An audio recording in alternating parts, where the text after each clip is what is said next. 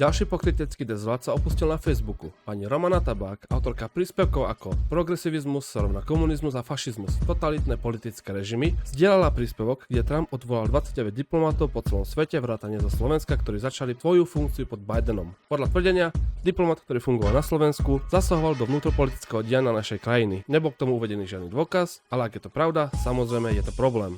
Jej reakcia? Extrém, čo si dovolovali americkí progresívni liberáli na Slovensku. Toto chránila aj Čaputová. Čo je však ešte problém, je miešanie sa extrémnej pravicovej strany USA ako Musk, Trumpa alebo J.D. Vanca a podobne do politiky EÚ a tým priamo do politiky Slovenska. Myslíte, že aj na to niekedy poukázala? Vôbec.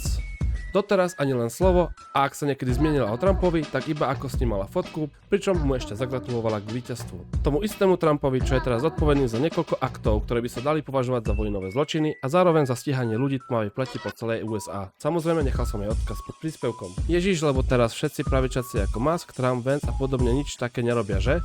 Sa trošku preberte, či je to iba OK, keď to robí vaša strana? Môj koment však následne vymazala a mňa si zablokovala. Čiže pani Tabak je len pokrytie za dezolát, čo kričí, keď progresívna strana zasahuje do politiky, ale bude ticho, keď jej strana robí aktívne a verejne to isté. Pokrytec a dezolát, nikto by ju nemal brať vážne.